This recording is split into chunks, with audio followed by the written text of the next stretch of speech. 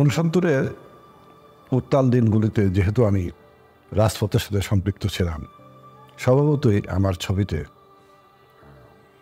মুক্তিযুদ্ধে অংশগ্রহণ, মুক্তিযুদ্ধের কলকাতায় যা ছবিগুলো যে এঁকেছি, এখানে আমরা 16 জন শিল্পী ছিলাম, তারা 64টা ছবি 68টা ছবি দেখছেন। এটা কলকাতা প্রদর্শন হয়েছে, বম্বে, দিল্লি, পাটনা এবং লন্ডনও শো হয়েছে।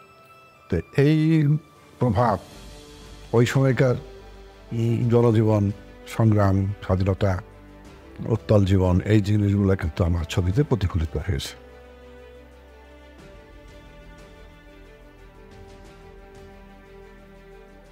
আমি মূলত প্রচুর ড্রয়িং করতাম, অনেক ড্রয়িং করছি। সেই ড্রয়িং এবং পেন্টিংয়ে আমার এই বিষয়গুলো সাবজেক্ট করে রেখেছি। পরবর্তী পর্যায়ে আমি ক্রমান্বয়ে আমি অ্যাবস্ট্রাক্টিভিজমের দিকে ঝুঁকে যাই। এই যে পেন্টার হিসাবে কিবরিয়াকে আমি গুরু হিসাবে মানি। তার যে মডার্ন পেন্টিংয়ের যে কল্পনা, ইমেজ, টেক্সচার, তারপর তার যে ফিলোসফি, এটা আমাকে লাগা দেয়। আমি ক্রমান্বয়ে ওই দিকে ঝুঁকে যাই। কিন্তু মূলত আমার পেন্টিংয়ে আমার দেশ, মুক্তিযুদ্ধ, সংগ্রাম, স্বাধীনতা, এইগুলোকেই প্রাধান্য দিয়ে আমি কাজ করি এবং করে যাচ্ছে, করব। বহুমাত্র শিল্পী বলে যা বোঝায়, পেন স্কেচ করি, লাইন ড্রয়িং করি, তারপরে চারকোলের কাজ করি, অ্যাক্রিলিকে কাজ করি, অয়েলে কাজ করি। অয়েল মাঝে স্টক করছিলাম, আমার লাথি ছোটো ছিল, গন্ধ নিতে পারতো না, তার ফিরির গন্ধ হয়ে গন্ধ। ইদানিং আমার এখানে এসে শুরু করছে, ওই যে অয়েলের একটা অংশ আর মেরে গায়ে লেগে গেছে, এটা মেন করছিলাম তাই মুক্তিযুদ্ধের ছবিটা। তো এই সব মিডিয়াতেই আমি কাজ করার চেষ্টা করি এবং সব মিডিয়াতেই আমি স্বাচ্ছন্দ্য বোধ করি এবং প্রিন্ট করি। প্রিন্ট কিন্তু আমার একটা বিরাট কালিদাস কর্মকারের মাধ্যমে আমরা আতিগিয়া 71 নাম দিয়ে আমরা একটা প্রতিষ্ঠান করেছিলাম, শামসুল ওয়ারেজ ভাইয়ের গ্যারেজে। ওইখানে ওইটা জন্ম লাভ করে, পরে ওইটা কসমস আতিলিয়া 71 নামে ওটা শিফট হয়ে যায়। কালিদা ওখানে ছিল, উনি ওইখানে কাজ করতো, আমি রেগুলার কাজ করতাম ওখানে। উনি মারা গেছেন, আপনারা সবাই জানেন। তো প্রিন্ট আমি খুব ভালোবাসি, প্রিন্ট আমি করি, অনেক কাজ করছি, এখনও মাঝে মাঝে কসমসে যাই, কাজ করি। আর পাশাপাশি আমি পেন্টিং করি। পেন্টিং আমার এখন বলা যায় মূল বিষয়, ওখানে প্রাণ পাই বেশি, ছবি এঁকে আনন্দ পাই বেশি। যেটা আমার বইটা দেখলে কিছু পাতা পড়লে আপনি কিছু পাবেন, অতগুলো উপাদান পেতে পারেন, কিছু তথ্যও পেতে পারেন। কার সাথে আন্দোলন করছি, শাহজাহান সিরাজ, আব্দুল কুদ্দুস মাখন, তোফাইল ভাই, এদের সাথে আমরা রাজপথে যে একটা মিছিলও আমার ছবি আছে, মিছিল 144 ধারে ব্রেক করে, কার্ফু ব্রেক করে আগে যাচ্ছে, এরকম দুর্লভ ছবিও আছে। এই হলো আমার জীবন, শিল্প ভাবনা, শিল্প অভিযাত্রা।